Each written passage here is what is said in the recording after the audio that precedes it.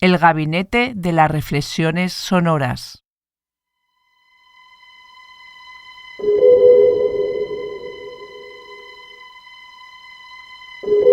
Sonoros saludos a todos y a todas y bienvenidas al segundo episodio de El Gabinete de las Reflexiones Sonoras, que en este segundo episodio grande lo vamos a dedicar, después de habernos acercado al mundo sonoro de Godard, al mundo sonoro de Darren Aronofsky. Y lo vamos a hacer en esta segunda parte porque en el anterior episodio hemos recorrido y nos hemos adentrado o hemos realizado una introducción a la vida y un poco obra de Aronofsky, y también ya viendo unos cuantos datos claves sobre los códigos que rigen su cine, ¿no? Y en este segundo episodio, junto con mi partner in crime, don José Tomé, muy buenas, ¿cómo estamos? Muy buenas, aquí estoy. Aquí, nos vamos a meter hemos venido a disfrutar aquí. Exactamente, y vamos a entrar en el magma, porque vamos a meternos ya en la intrahistoria de las películas que hemos seleccionado para dar esa visión del mundo sonoro de Aronofsky, ¿no? Sí. Que son Pi y Requiem por un sueño. Sí. A mayores. Muy bien. Y en esta ocasión vamos a hablar de, para algunos, la película referencia de Aronofsky, que es Pi, que sin duda para mí también Requiem por un sueño es una gran película con unos códigos que es posterior a Pi, ¿no? Pero Pi sin duda es como el buque insignia, ¿no? Donde muestra todo el catálogo de muchos de los conceptos que hemos tratado y expuesto en el pasado episodio, en esa primera parte, ¿no? Totalmente. Pi, a grosso modo, es un thriller, ¿no? Dividido en tres partes, en tres bloques la película, y nos presenta a un matemático, ¿no? Sí, ¿no? Es un matemático llamado Maximilian Cohen, ¿no? Sí. Que además conjuga todas esas partes o esas características que hemos visto en el cine de Aronofsky, ¿no? El obsesivo, compulsivo, sí, paranoico, tiene mil alucinaciones que son los ejes. Él tiene además ahí como cefaleas también. Ahí exacto, ¿no? Que va a ser muy interesante de cara al tratamiento de sonido, las diversas partes y los escenarios y los planos sonoros, geográficos y espaciales de los que consta la película, ¿no? Pero ahí lo que te comentaba, que ya parece lo que tú también comentabas muy bien en la primera parte o en el primer episodio, todo ese mundo de las alucinaciones, de los trastornos, etcétera, que se ven reflejados en este personaje, ¿no? Que en su característica principal de la película y argumental trata de codificar, ¿no? Como matemático que es, el sistema numérico dentro de lo que es un caos dentro de lo que es el caos del mercado bursátil, ¿no? Sí. ¿Y de dónde sale todo esto, don José? ¿De dónde sale toda esta intrahistoria de Pi, ¿no? Que no deja indiferente a nadie? Pues curiosamente, esto que parece una historia súper rebuscada en sí mismo, pero tiene un origen de las vivencias de Darren un poquito antes de entrar en la universidad, ¿no?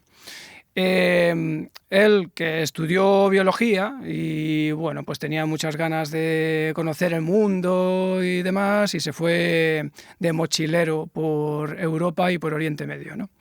Finalmente llegó a Israel, supongo que es una visita obligatoria para mucha gente, ¿no? de origen judío. Y bueno, él tenía una visión romántica, ¿no? De bueno, el trabajo en el kibutz, ¿no? De trabajo en frutales y en el campo y el trabajo comunitario y demás. Pues nada más lejos de la realidad. Cuando llegó, le pusieron a trabajar en una fábrica de plásticos. Dice Darren que se sentía como el personaje de Tiempos Modernos, ¿no? Trabajando, repitiendo continuamente la misma acción. Y bueno, parece ser que se escapó en mitad de la noche y bueno, finalmente 2 días después, o sea, duró 2 días trabajando en esto y dijo, mira, yo aquí no he venido para estar aquí trabajando haciendo plásticos, ¿no? En el kibutz este. Y bueno, parece que llega a Jerusalén. No tenía ni un duro, no tenía ni techo ni dónde dormir. Y bueno, mientras estaba en el Muro de las Lamentaciones, dos miembros de una secta de judíos ortodoxos yasídicos, pues por lo visto le ofrecen alojamiento y comida a cambio de que estudiara cada mañana en su yeshiva. Bueno, y allí se fue Darren, y es donde tomó por primera vez contacto con la Cábala y con los códigos bíblicos. Que es realmente todo eso que engloba la cábala, ¿no? Todo ese misticismo, claro, todo ese esoterismo, es lo que va a impregnar su cine, ¿no? Y porque esa búsqueda siempre de ese el número de Dios. Claro. Y... no solo en Pi, ¿no? En todas las películas posteriores siempre hay un concepto religioso, sí, pero bueno, hay un concepto esotérico, pero Pi es... Luego se difumina bastante, difumina. Sí. Bueno, pues queda fascinado por todo este mundo y en cuanto llega a Harvard, una de las cosas que dedica un montón de horas es ir a la biblioteca para seguir investigando sobre esoterismo, misticismo judío, gematría. Y claro, pues al final fusionó todo esto con teorías de la conspiración y bueno, lo agitó todo y de ahí surgió Pi. Que además es una película que cuando te acercas a ella y la ves por primera vez, bueno, tiene un acabado muy interesante. O sea, la puesta en escena te puede parecer bastante interesante en cuanto al diseño de producción, etcétera, que no es una cosa. Y al final nació con un presupuesto, bueno, bastante limitado, ¿no? Ahí con préstamos para aquí y para allá, ¿no? Como un poco a la trágala, como hizo él cuando llegó a Israel y de ahí se pasó del frutero a la cábala, ¿no? ¿Un presupuesto de cuánto? Hablamos pues inicialmente tenían planteado que iba a costarles la película $20.000. Fíjate. Bueno, era muy poco. Estamos hablando del año, me parece que iniciaron en el 97, creo recordar. Madre mía, 20.000, sí. Claro, no es nada. Pero claro, a medida que fueron avanzando en el presupuesto, se dieron cuenta que por lo menos necesitaban $60.000. Claro, es que además se ve la película, o sea, es decir, la estructura, la puesta en escena, el arte también, tal, de muchas de las secuencias, dices ahora 20.000 euros y no dices tu madre mía, eso claro, se les va en 10 minutos. Se te va totalmente, y más los precios en Estados Unidos que... Bueno, pero bueno, recurriendo a familiares, etcétera, consiguieron claro, más, bueno, ¿no? planteó una cosa interesante y es que hizo una petición de un préstamo de $100. Familiar. Claro, sí, pero con devolución. Que aquí es donde viene lo interesante. Si le pidió $100 a cada familiar y amigo, si la película iba bien, y daba dinero en taquilla y demás, les devolvería 150 euros. Perdón, dólares, y 2 tickets para ver la película. Y si la película iba mal, él iba a pedir un crédito y les iba a devolver los 100 euros, los $100, que me ha dado con los euros, bueno, los $100 que le habían prestado. Está muy bien, porque muchas veces estas cosas se hacen a fondo perdido. Y bueno, aquí él tenía muy claro que aquí nadie iba a perder dinero, que era un préstamo de verdad. ¿Y llegó a qué cifra al final? ¿En cuánto situamos? ¿Y recaudó luego?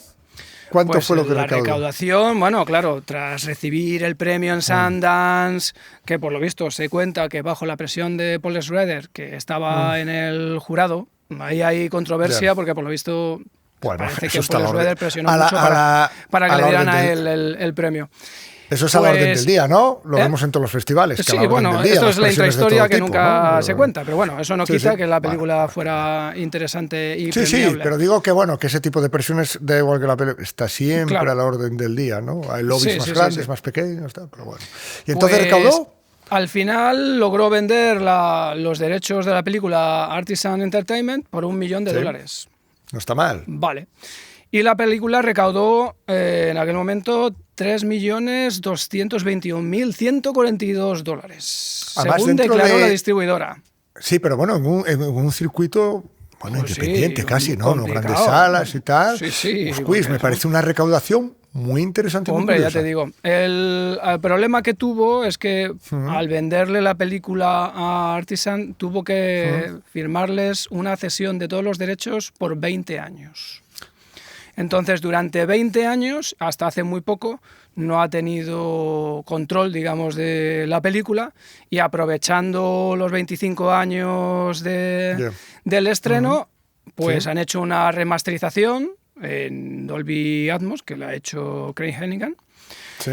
Y bueno, la verdad es que también remasterizaron la imagen. A ver, nos podemos asustar por el tema de los derechos y los 20 años y tal, pero cuidadín que todos conocemos que a veces muchas televisiones piden esa carrapotada de años de derechos, ¿eh? Sí, sí, claro. Es que, cuidado, ¿verdad? Que esto parece que es bueno, es de aquella, queda mejor. Bueno, no, claro, no. es lo que pasa muchas veces con las directoras y los directores noveles, que básicamente pierden el control de draconianos, es que me parece increíble. Normalmente, pero bueno, vemos ya. Claro, por eso muchos directores y directoras terminan haciendo sus propias productoras para poder tener control de su obra, porque es que se aprovechan mucho. Vemos el famoso caso de Dune, de la versión de Lynch, otra vez, vuelve a salir aquí Lynch, que claro, que Dino De Laurentiis tenía el control y hizo las versiones que le dio la gana, hizo cortes, y bueno, por eso él renegó siempre de esa película, porque realmente es que hay un montón de versiones de esa película. Sí, pero es curioso, ¿eh? Cómo se siguen manteniendo en el tiempo esos usos y costumbres del sistema. Bueno, sí, porque esta es la conversación de obra versus mercado o producto, ¿no? O obra versus producto. Cada uno lo ve de una forma. Digamos, los directores lo ven como una obra y muchos productores pues lo ven como una mercancía. Y esto estamos haciéndolo para generar un dinero, ¿no? Claro, y como productores tendría que ser el pensamiento, pero también equilibrado un poco. I don't know, I run into the same problem every time. You know, Pi was done for no money, then everyone's like, what the hell do you want to do next? Well, I'll give you money, and we showed them Requiem for a Dream, and no one returned our calls. And we made Requiem, and then it took us 7 years to make The Fountain, and then no one wanted to make this film. So I think anytime you try to do something, you know, that's not a genre film outside the box, it's tough, you know? It's really tough.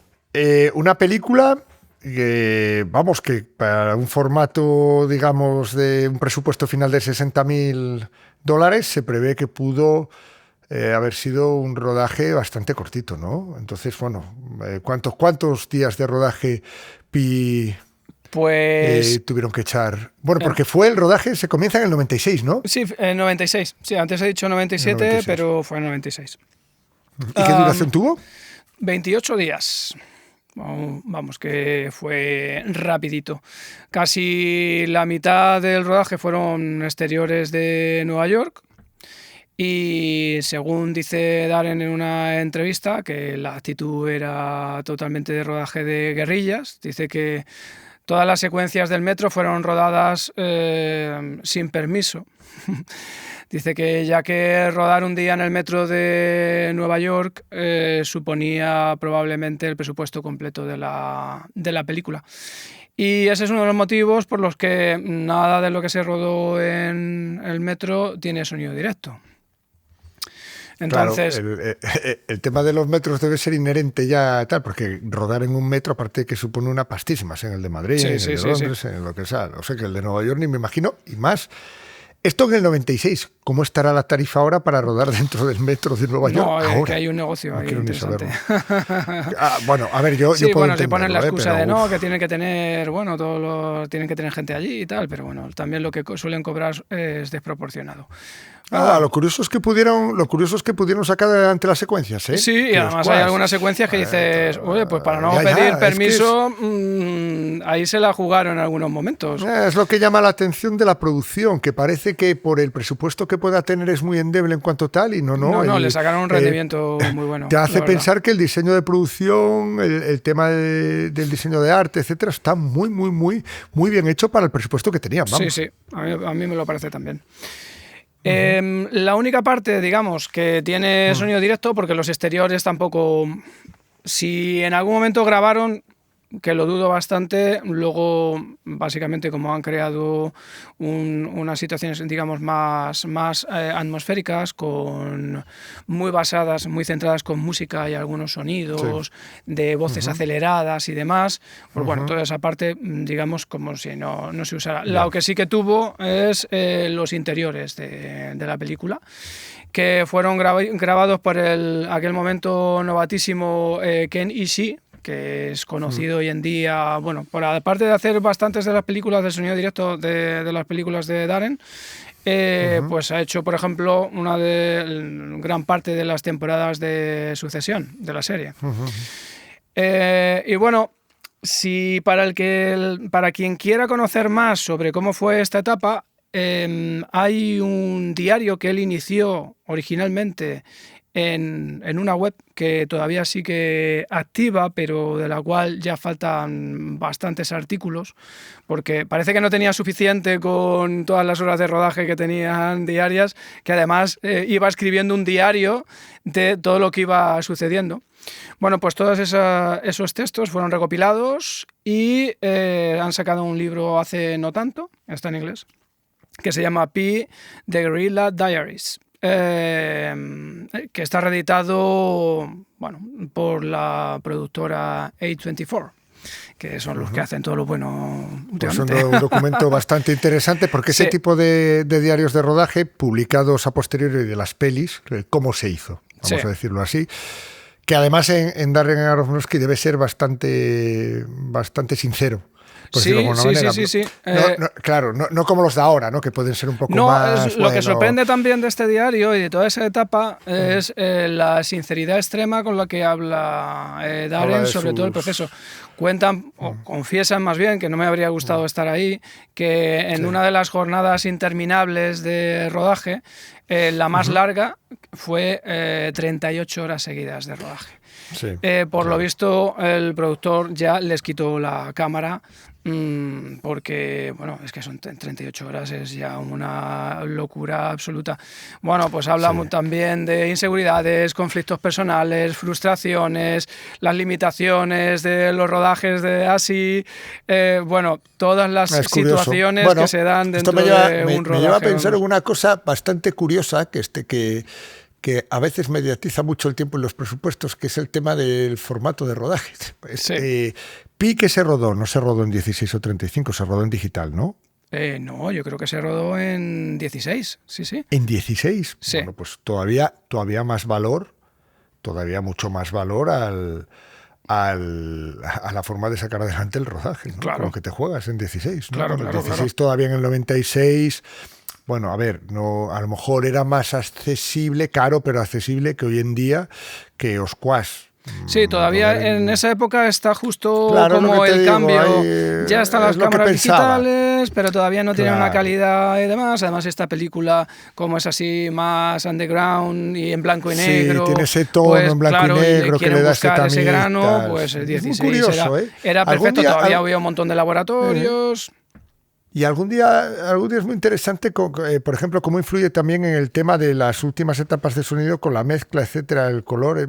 Tiene su historia, no es lo mismo. Influye muchísimo. No es lo mismo, porque yo intento pedir, sí que, antes de cerrar definitivamente la postproducción, intento que me llegue una versión lo más terminada de talonaje, porque es que algunas veces hay sí uno... se puede. Claro, porque muchas veces ni la han hecho, como quien dice. Porque a veces hay unos virajes que te cambia bastante el concepto. Me ha pasado, a todos nos ha pasado, lo que es de noche parece de día, claro, imágenes lavadas, ¿sabes lo que te digo? Y a veces revientan que mucho luego son oscuras. Y claro, como suelen grabar con unas tonalidades tan neutras, tú estás trabajando con algo ahí lavado, medio blanquecino, y de repente te llega me ha pasado. Con unos contrastes más densos y demás, y dices, pues que claro, esto es otra cosa. O lo que presumiblemente es algo lavado que tal es de noche.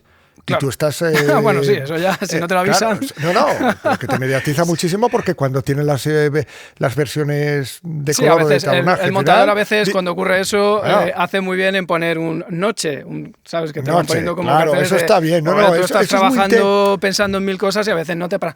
Oye, esto en rodaje es muy era interesante, noche, es un día. tema, es un tema para abordar, cuidado, porque todo este ecosistema que rodea al montaje de imagen que luego te trasladan, aparte de, bueno, ya los materiales que utilizan en imagen con respecto a lo que nos influye en sonido, hay partes de imagen, tema de talonaje, tal, cómo se puede ayudar a este tipo de cosas que muchas veces, bueno, en producciones en que ya pueden hacer el color antes de...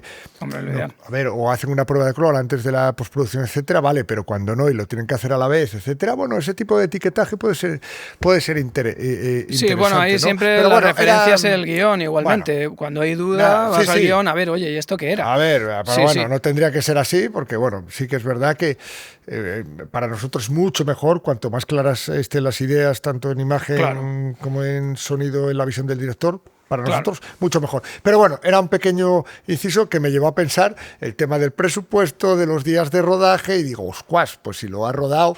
Claro, en el 96 todavía no, estamos un poco acercándonos a la transición al digital. Sí, estamos justo, tema, ¿no? estamos ahí, está en el eje, está justo ahí, ya se están haciendo cosas en digital, el sonido, como luego iremos viendo, ya se estaba empezando a trabajar digitalmente también, pero todavía, bueno, yo me acuerdo en el año 2000 poco, que todavía había sonidistas en España de directo que se negaban, y bueno, y tenían razón, ellos tenían sus Nagras, que tenían un sonido espectacular, una inversión, y se negaban a utilizar DATs. Vamos a entrar ahora, es el mundo sonoro, el planteamiento sonoro, el magma sonoro, ¿no? Empezando por Enrich y el diseño de sonido, ¿no? Cómo comienza Aronofsky a meterse...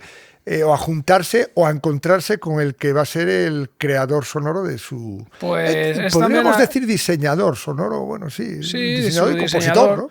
Aunque en el año 98... Todavía, sí, claro. Bueno, vamos a ver porque es interesante, porque es un tanto peculiar como conoce a Brian Enrich.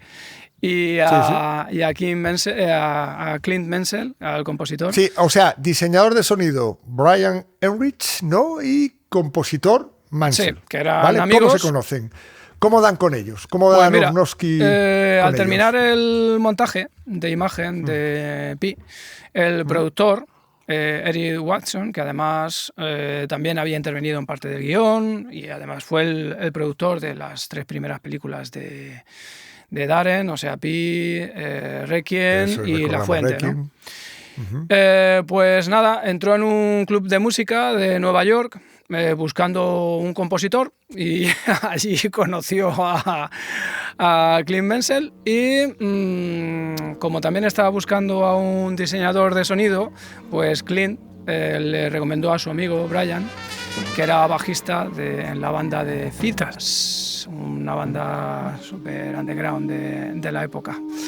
Y bueno, Brian Enrich, que fue una pieza fundamental en la primera etapa de Aronofsky en el sonido, pues no se sabe mucho de él, porque tiene muy poca presencia, ninguna en redes y muy poquita presencia en la web, ¿no? Bueno, lo que he podido averiguar así un poco personal suyo es que nació en abril de 1961 en Nueva York y que, básicamente ha trabajado en todas las películas de Darren hasta Black Swan, Cisne Negro, y que durante los 90 fue miembro de varios grupos musicales de la underground neoyorquino. He encontrado, todavía tiene activo un nombre no creo que sea una banda, creo que es un proyecto musical personal que se llama Silonaut, pero que tiene muy poquita actividad y básicamente sigue siendo diseñador de sonido, pero está muy centrado en la publicidad y bueno, digamos que... Bueno, puede ser entendible, ¿no? Porque muchas veces la publicidad, los códigos de montaje y creación de publicidad son muy musicales, ¿no? Y él viniendo de esa parte musical puede ser que se encuentre más a gusto. Sí. De hecho, a mí me parece muy interesante, creo que destacable, el trabajo que hace para publicidad.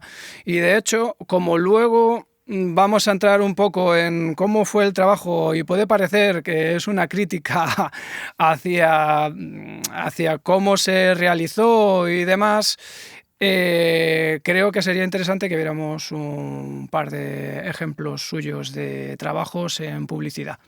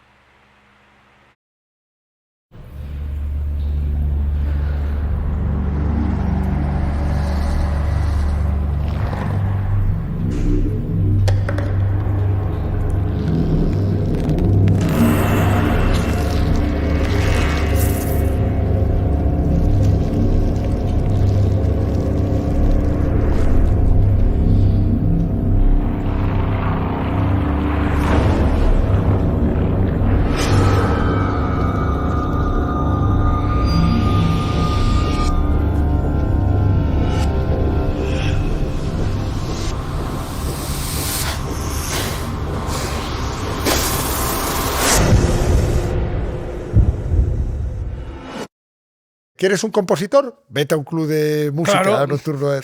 A mí me parece una forma bastante curiosa de encontrar al equipo. Exacto.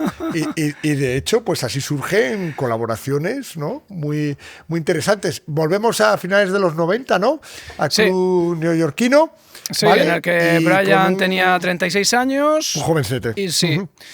Pero claro, no había trabajado nunca en diseño de sonido, no había hecho nunca esto, él venía totalmente de la música y cuenta en una entrevista para el medio Below the Line en 2004, dice, en aquella época estaba trabajando de relaciones públicas en el club y no tenía experiencia en sonido cinematográfico, pero acepté la propuesta. Y nada, y así Pi se convirtió en su primera película. Pues o sea que, ole sus narices. Imagínate. Ole sus narices, Sí, porque no todo el mundo... Hombre, te pueden acercarse, alguien se puede acercar con un corto, tú eres músico, ¿no? Y bueno, oye, puedes hacer el sonido, a veces hay una confusión tal, pero alguien que viene eminentemente de formación, bueno, formación musical, no, bueno, de hacer música o de componer música, meterse a una peli de un tipo como Aronofsky, que bueno, que aunque está empezando... Ahí es donde viene que, claro, el trabajo de... Un poco la tragedia, entre comillas, del principio. Claro, el problema, de los procesos, de la... Entrar a trabajar haciendo postproducción de sonido sin conocimiento previo, por mucho que sepas de música y demás, pues ya sabes que hay unas mecánicas internas de trabajo complejas si tú no conoces los flujos de trabajo y no conoces... Y en este caso es interesante porque realmente... No sería una cosa que importase a Aronofsky, ¿no? En un primer momento. No iba para tampoco. Nada. No, tampoco debía ser gran conocedor del proceso técnico o lo que se podría Pero también es verdad que, como hablábamos antes del 16 y tal, estamos en una época ahí de traspase también al digital. Bueno, y que yo el creo... Pro Tools no es como ahora, que está estandarizado todo, claro, que más no, o menos y bueno, que hay más ellos acceso eran a la conscientes tecnología. de que la película Claro. era muy underground, con muy poco presupuesto, Exactamente. y que era más una cuestión de empeño y creatividad y esfuerzo personal, más que contar con profesionales ya sumamente asentados Sí, que es interesante, que estaban es interesante fuera porque... del presupuesto.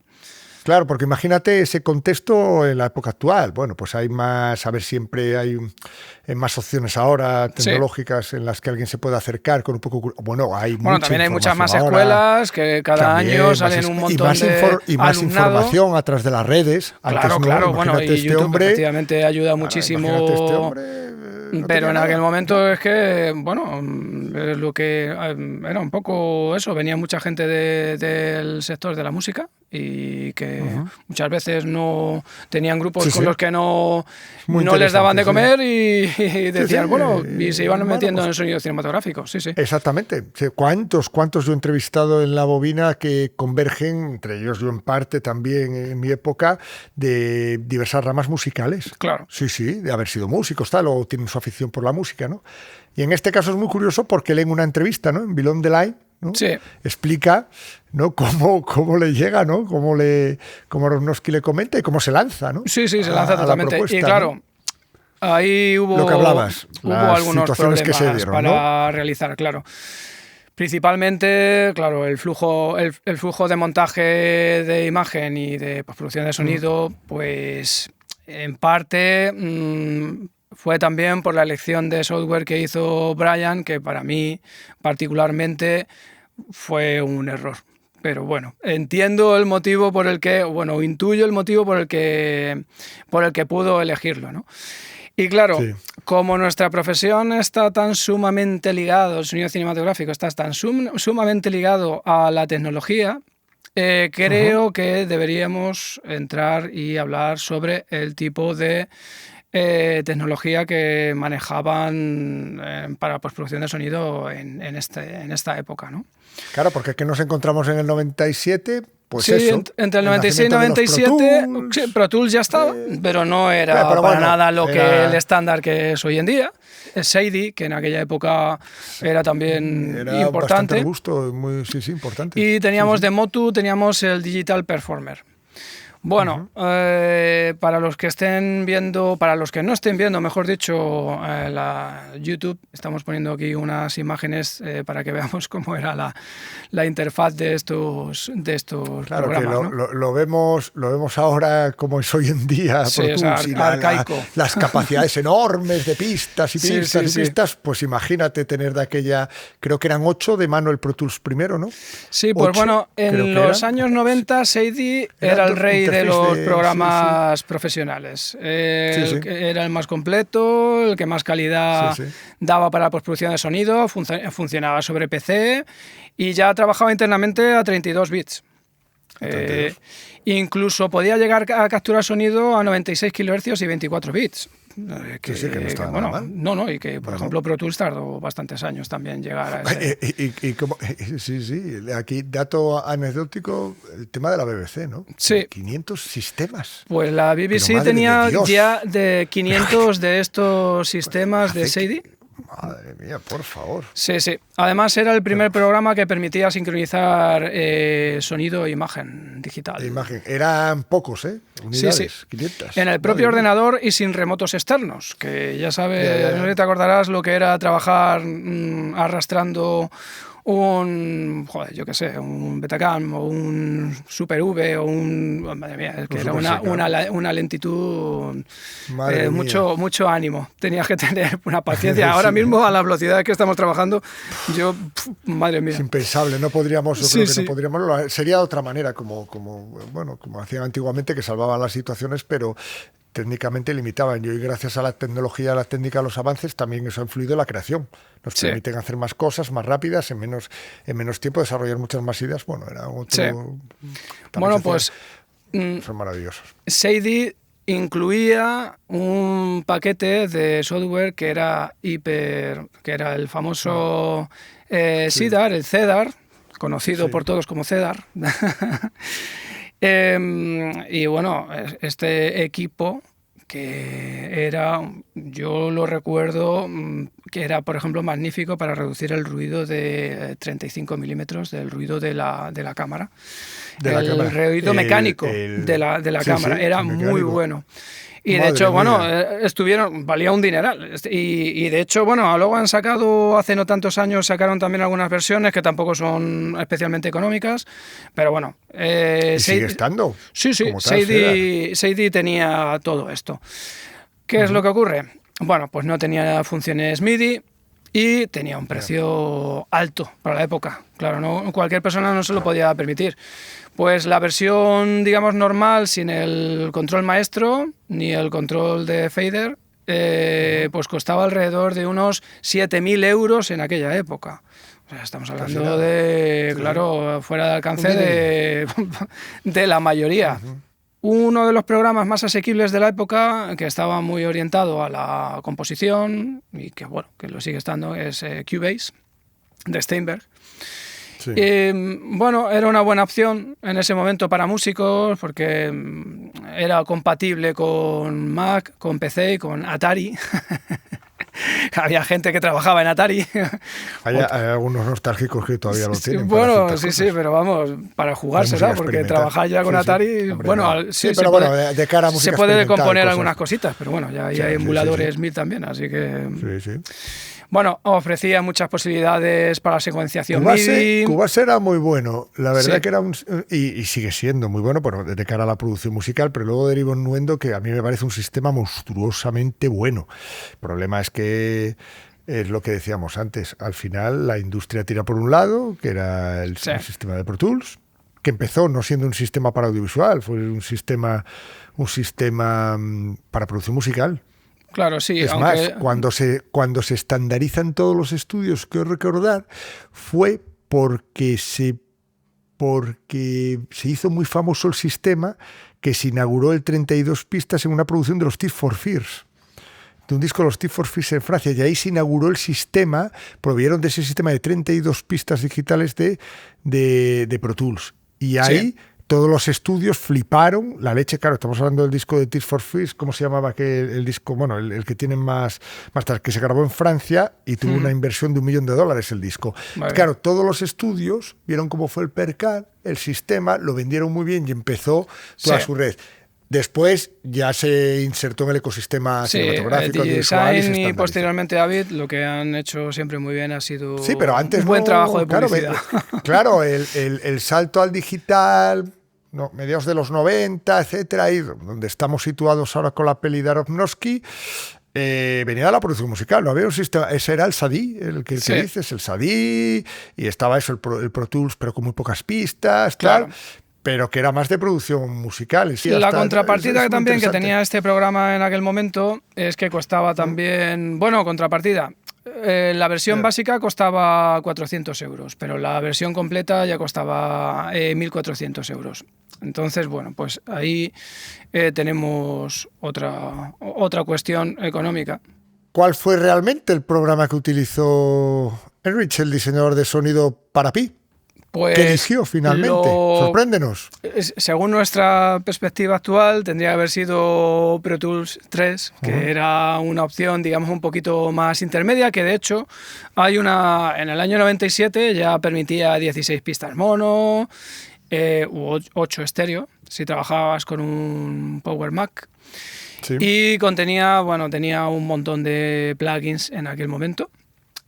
Claro, tenía una limitación y es que no te permitía incluir una pista de vídeo, algo importante. Importante iba a ser. Claro, hasta la versión 4, que es cuando Design hace una alianza con QuickTime, que yo me acuerdo de eso.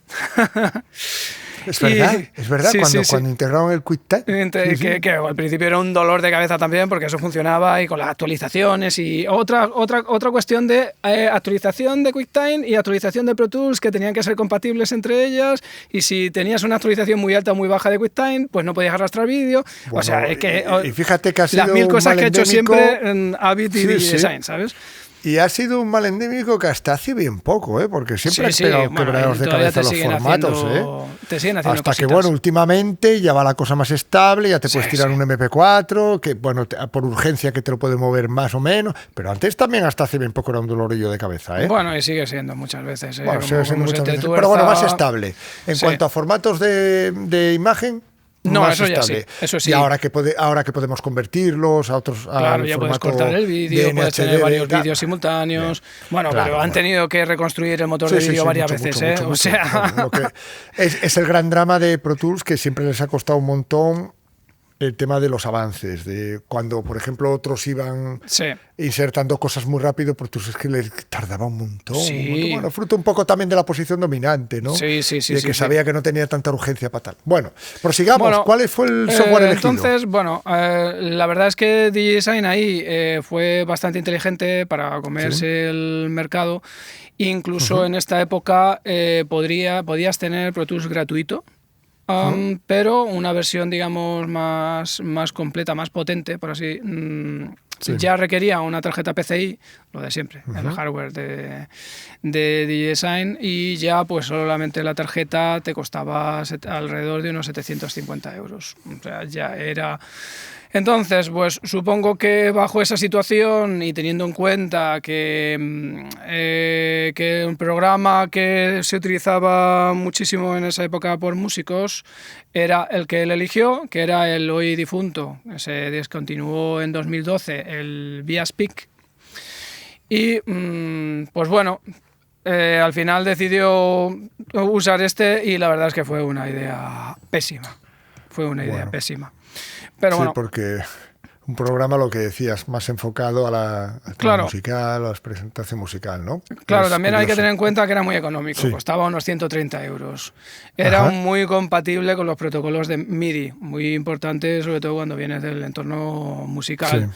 Sí. Podía cargar, conectarse, editar samplers, que eso es súper importante cuando Claro. vas a usar MIDI. Sí. Y que, por ejemplo, Pro Tools durante mucho tiempo pues no lo tenía, ¿no? No. Era mucho más intuitivo, tenía algo que Pro Tools también ni siquiera a día de hoy lo tiene, que era el undo infinito, el deshacer infinito, que Sí. es como, bueno, que Algo a lo básico, mejor, ¿no? Que es algo sí, que a lo se mejor puede presupone que tiene tener, que ser básico. puede ser Sí. absurdo hacer un undo infinito, pero ¿y Sí. por qué no? Es que nunca sabes. ¿Por qué no? Sí, sí. No creo que sea por una cuestión de, Sí. de no poder hacerlo. No sé a qué responderá. mm, Bueno, es un programa, es como Pro Tools, no sigue siendo un gran programa en cuanto a la creación. Claro, A también la tenía... creación experimental. Claro, claro. Es decir, partes de meter plugins de terceros, tal. ViaSpeak era un entorno, un ecosistema más orientado a la creación musical y a partir de ahí experimentación. Entonces los flujos Sí, eran mucho además más tenía algo efectivos, interesante que Pro Tools tardó también un montón Sí. de tiempo, y la mayoría, y era el poder hacer un preview de cómo era el efecto. ¿no? Como el Audio Suite. Claro, pero es que eso en Pro Tools tardó un montón. Tú tenías que procesar directamente para escuchar. Sí, no había preescucha, ¿no? Había que procesar. Sí. Y es que eso era un horror, era, bueno... Dolorcete de cabeza, sí. Sí, era un poco por intuición, muchas veces lo ibas haciendo, porque como además tardaba tanto en hacer esos procesados, pues... Así que nada... Es curioso, yo me imagino el dolor de muelas de todo el proceso. Sí. Bueno, un poco también como lo que venimos diciendo del rodaje, ¿no? Me parece que todo así un poco caótico se traslada Claro. o sea, yo creo que... Lo que tiene también el cine de bajo presupuesto, que, Claro. pues, que es más lo que comentamos, que es más voluntad. Bueno, a veces que... y no será Pi la única película en esa situación. Claro. O sea, no será, si escarbamos habrá un montón Bueno, de películas imagínate. con un montón de eficiencias técnicas Sí. a la hora de afrontar los distintos procesos y más en tal, ¿no? Y más en postproducción, claro, se Sí, pone bueno, todo pero es el que jugo. Además, este programa, que aunque tenía cosas muy buenas, como que te permitía extraer el audio de un QuickTime y cosas así, que Sí. no era tan común en la época, pues tenía una limitación fundamental, y es que solo permitía la edición de una pista mono o una estéreo simultánea. O sea, eso es una limitación Imagínate hoy en tremenda, día. vamos. Imagínate tremenda. si nos enfrentamos a esa situación que, bueno, lo sacas con imaginación y, bueno, y de la necesidad se hace virtud muchas veces, Claro. pero imagínate hoy en día, ¿no? Con lo complejo que se hace, estamos ya situados en siempre más complejos. ¿Por qué? Porque las posibilidades de tecnológicas son tan grandes que eso te lleva a poder crear más y a hacer cosas más complejas. Pues imagínate retrotraerte ahí, ¿no? A una Pues pista muy- imagínate, yo en el año 2005 tuve la posibilidad de usar una versión posterior a esta que estamos hablando, Sí. porque él usaría la 1.9.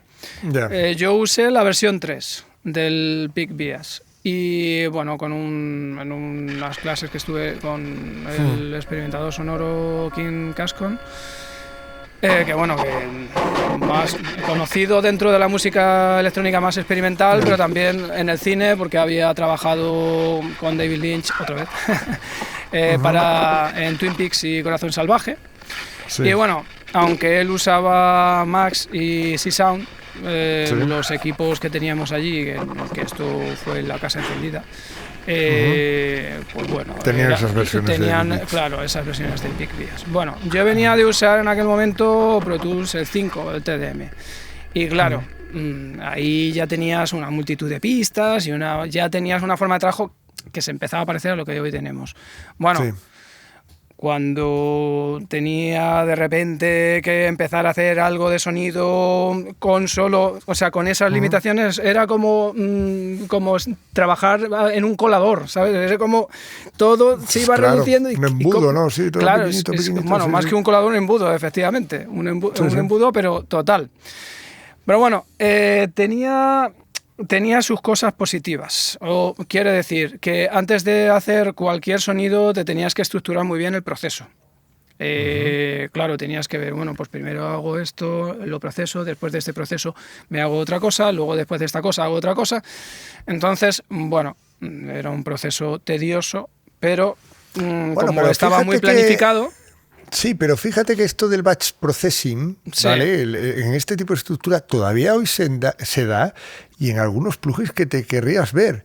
Creo recordar que hay un par de marcas de restauración de audio destinado a diálogos Sí. que utilizan el batch processing, no son plugins. O sea, lo que te digo, tienes que hacer los procesos, digamos, offline, como lo que estás explicando Bueno, esto es ahora mismo. interesante. Es interesante, sí. Algo que Pro Tools nunca ha Uno estado creo que se llama interesado en DX introducir. Sí. Y es interesante porque a veces tú le dices, pues quiero hacer 5 parámetros diferentes de este efecto y Sí. lo procesa y escuchas y te quedas con él.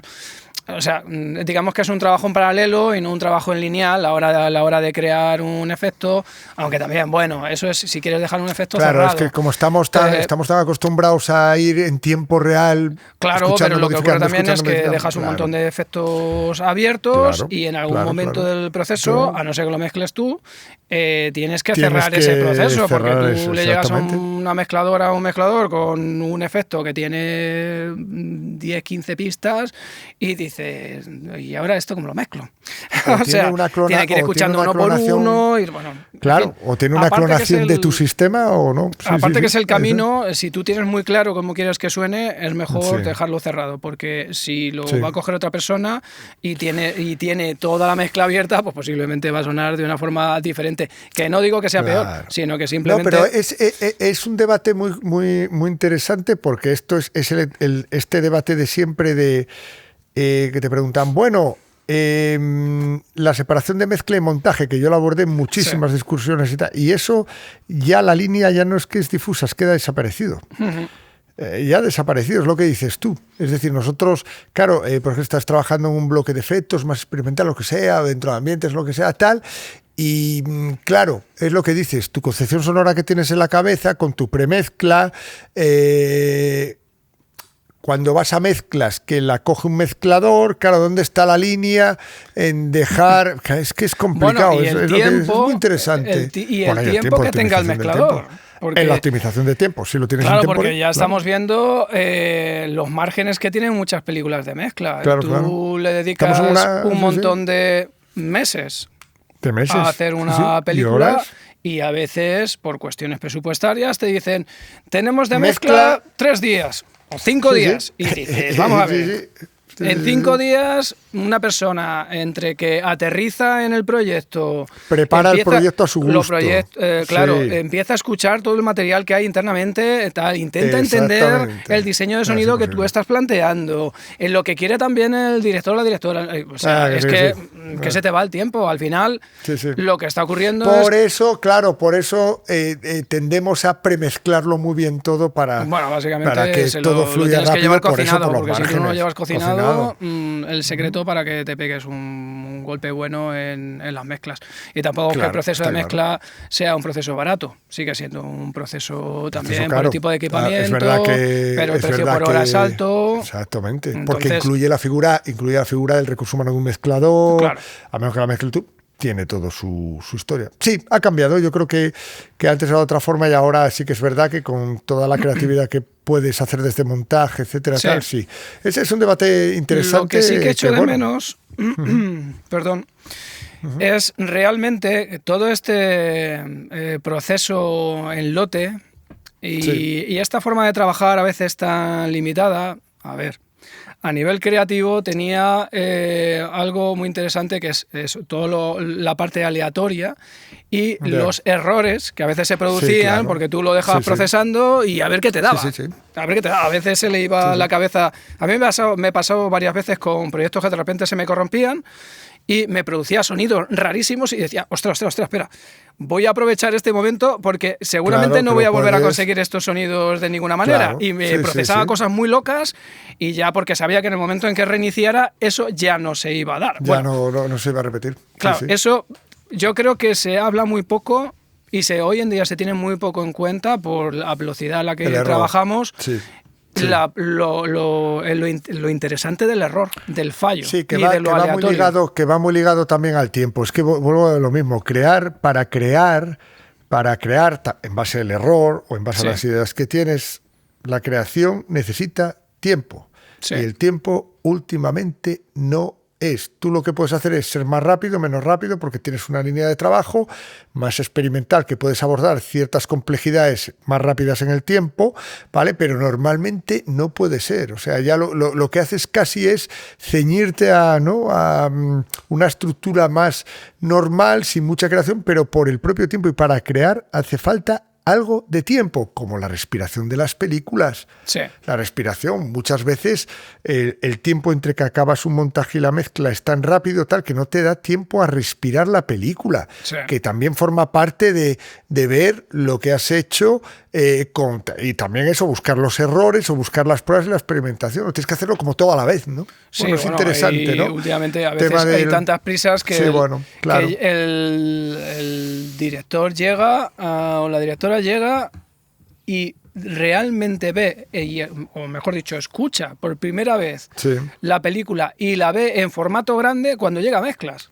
A mezclas. O sea, claro. la ve terminada cuando llega a mezclas. O sea, es una fase Sí. muy tardía realmente para. Sí, es para muy todo tardía, eso. es muy tardía además teniendo en cuenta que es muy sensible esa fase porque se junta el tema de imagen con el tema de sonido y muchos directores, como tú bien sabes, y nos ha pasado a todo, cohabitan con productores en la sala de mezclas final, más el montador, y están más preocupados muchas veces del egocentrismo que ocurre con la imagen, el color, tomando notas sobre el color, que realmente sobre lo que están escuchando. Bueno, eso pasa ¿no? también.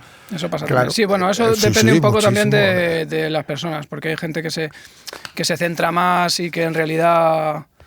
El otro día me dijo una cosa un productor que me quedé, estábamos en Best Digital y me dice el productor, bueno, a mí es que sinceramente la fase de sonido es un mal que hay que pasar. Ya. Yo me quedo como, pero bueno, ¿cómo me dices eso aquí en el primer día de mezcla? Bueno.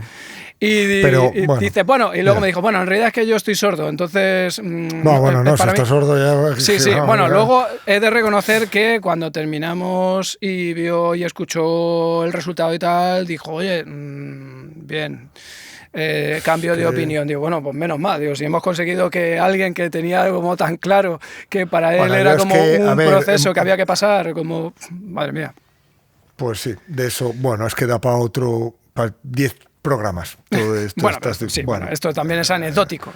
Pero bueno, lo comento porque me resultó impactante. Sí, pero bueno, viene a colación de esto, ¿no? De más o menos de la utilización de lo que dices, del error, de la creación, de los programas que utilizas, la economización del tiempo. Es tantos factores que hoy en día tenemos que tener en cuenta antes, que la creación está en el último lugar de todos. La creación como forma de experimentar y de buscar ya no hay tiempo para la experimentación. Muy claro, poco. vías narrativas. Y esto hablando en ecosistemas pequeños, tal. Las películas grandes que tienen más tiempo, exactamente igual, ¿eh? Sí. Hay con más recurso humano. Pero bueno, en lo que hablamos del flujo de sonoro de Pi, la principal característica, el tedio, vamos, ligerita no fue.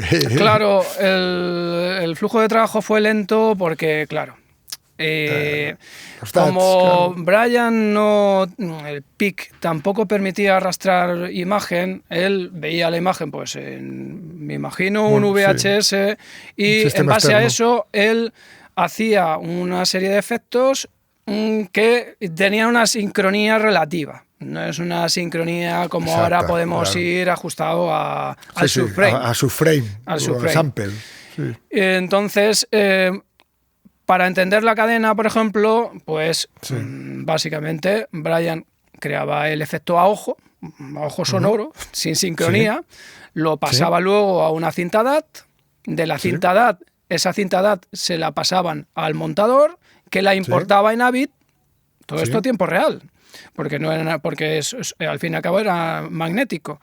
El montador lo editaba, lo sincronizaba con la imagen y si funcionaba, ahí se quedaba, y si no, había que reeditarlo y teníamos que volver a empezar. Brian tenía que volver a crear el efecto, procesarlo, meterlo en él.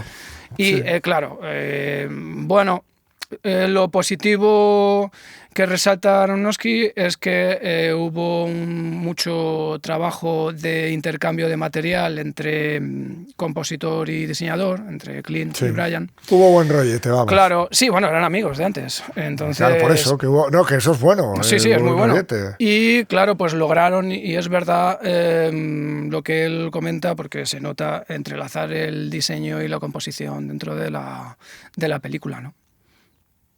Y luego estamos hablando ya de cara a la mezcla que realizaron.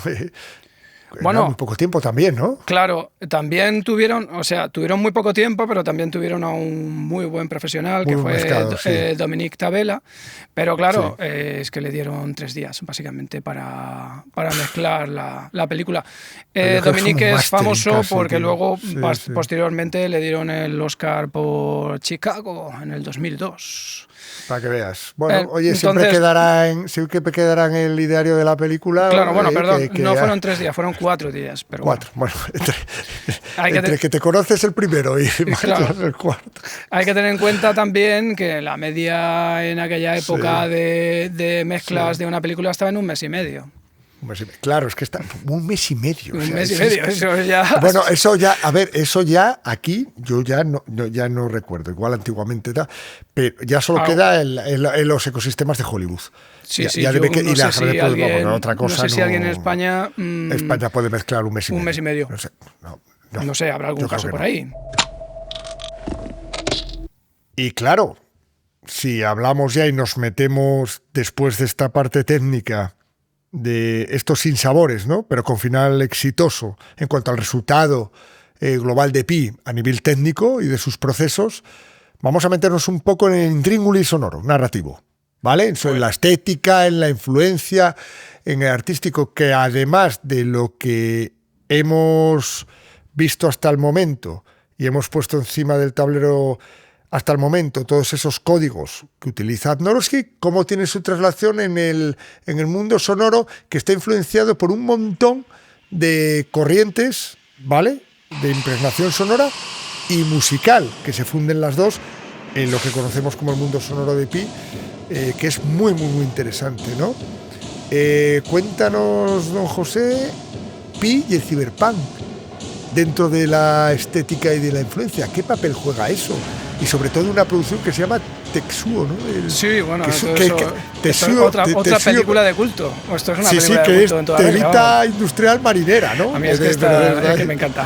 Cuéntanos un poco, A mí ¿no? todo esto he disfrutado mucho investigando todo y enlazando Sí, todo. cuéntanos un poco parte.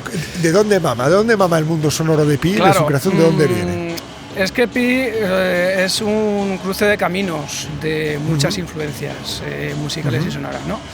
Inicialmente, Darren declaró, luego veremos que cambia su versión, que había recibido mucha influencia de la película de cyberpunk Tetsuo de 1989, ¿vale?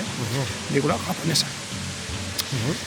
También en otra ocasión comentó en otra entrevista que había visto varias veces la película de Repulsión de Roman Polanski del año 65. Otra película de culto, maravilla absoluta. No para verla todos los días, si no quieres... pero a ver, yo entiendo que las cosas tienen un contexto de verlas y disfrutarlas, ¿no? Una como espectador y otra como fan, otra como, si quieres desentrañar, como ahora, ¿no? Tema de sonoro, de influencias se pueden venir, pero sí son peculiares. Bueno, es muy patente la influencia de esta película dentro de Repulsión, dentro de Pi, es tremenda. Pero bueno, después de 25 años, con la remasterización de Pi, Darren dice que su influencia principal había sido Jim Jarmusch. Es una cosa que a mí me sorprende totalmente, y es esos intentos que he comentado más de una vez de intentar borrar algunas cosas de su juventud, no sé por qué. Y es que, claro, la única referencia que yo veo al cine de Jim Jarmusch más cercano a esto puede ser pues Coffee and Cigarettes, que comparte el mismo director de fotografía que la película de Cabeza Borradora de esto de David Lynch, que está en blanco y negro, que es el único... Tiene una estética, que pueda ser lo único que pueda converger ahí, ¿no? Un poco. Es que no entiendo muy bien el por qué. Será como para darle un aire así como más de indie, un poquito así como más, no sé, como fino. Es que no entiendo el por qué ha querido borrar sus referencias, o para alejarse un poco a lo mejor de Polanski, pero demás. Pero lo que desde luego nunca ha vuelto a hablar es de la conexión que hay, y clara, con Tetsuo. Pero claro, también hay que tener en cuenta otra cosa.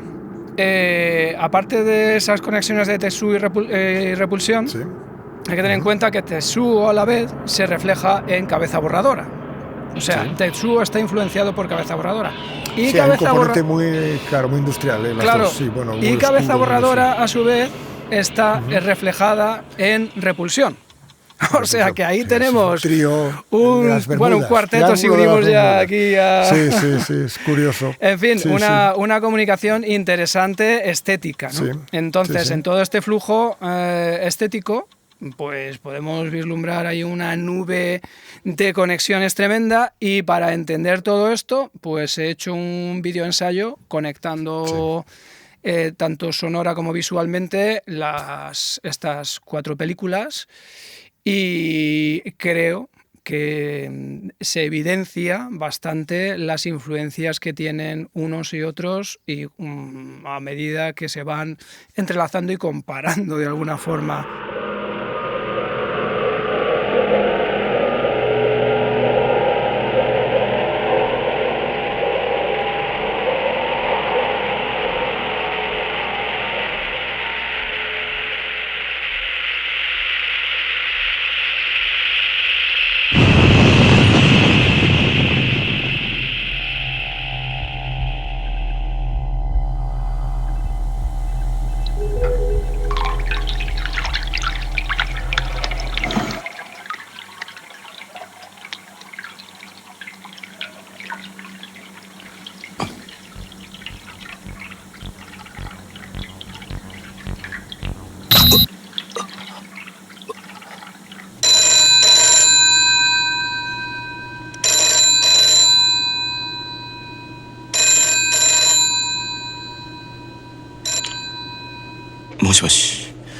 Hi, it's Marcy Dawson.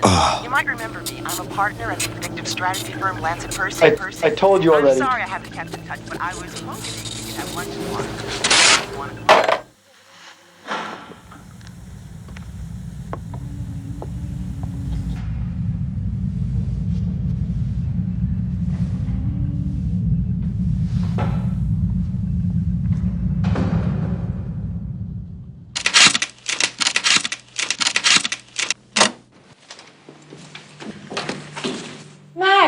Good. Hey, Debbie. I grabbed you some samosas. Right. Your hat. You need a mop. Mother!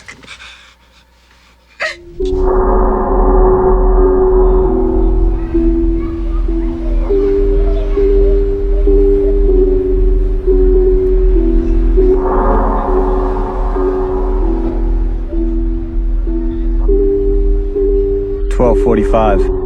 Restate my assumptions. 1. Mathematics is the language of nature.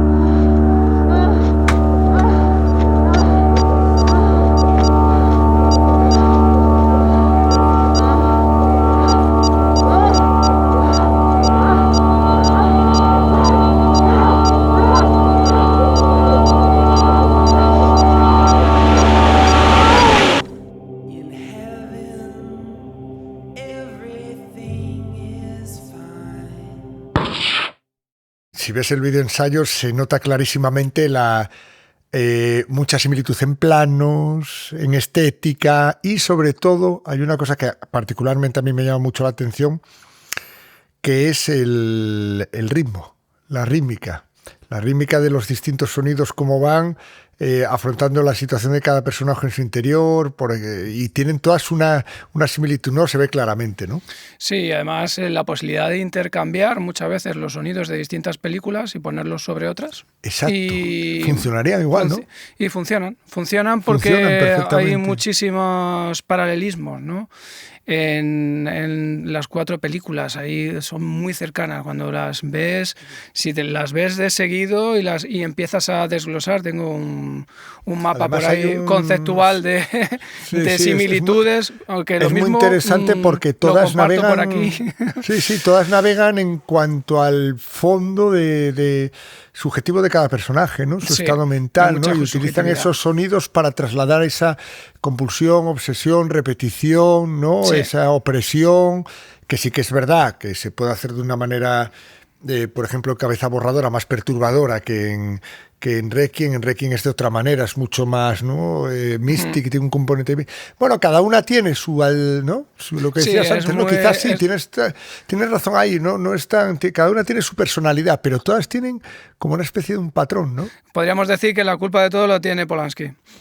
Puede ser, sí, claro, sí. Y al final Requiem, Pi, bueno, y Requiem por un sueño, etcétera, recogen, no sé si directamente o no, pero sí que tienen esa influencia porque se ve en el montaje del videoensayo que todos podéis ver, o cuando accedáis a verlo los que queráis, sí que se ven similitudes y lo que bien decías tú, ¿no? Cambias los sonidos de un lado a otro y bueno, siguen teniendo su función, sea en una película o en otra, ¿no? Sí. Y sí que es verdad, ¿no? Me parece que es un videoensayo muy esclarecedor, ¿no? De todo este ecosistema, que sí que es verdad que siempre pensamos en una figura como Lynch, pero también es verdad que Polanski también tiene lo suyo. No, Polanski, esa etapa de Polanski a mí es me muy encanta cañí también. En cuanto exactamente. Sí. Lo que pasa es que Lynch sí que es verdad que... Bueno, Repulsión y El Quimérico Inquilino para mí son 2 películas dentro de mi altar de películas favoritas. Claro, Bueno, queridos amigos, hasta aquí este segundo episodio, donde ya nos hemos metido dentro de la vorágine sonora de la construcción en este segundo episodio de ese buque insignia de película que es Pi. Don José, un segundo episodio bastante intenso y a ver qué nos depara el tercero. Bueno, el tercero es una profundización del puro conceptual del diseño de sonido de Pi y del mundo sonoro de estas 4 películas, así que será interesante. Pues será muy interesante. Bueno, hasta la próxima y sonoros saludos a todos y a todas. Hasta la próxima, don José. Hasta la próxima.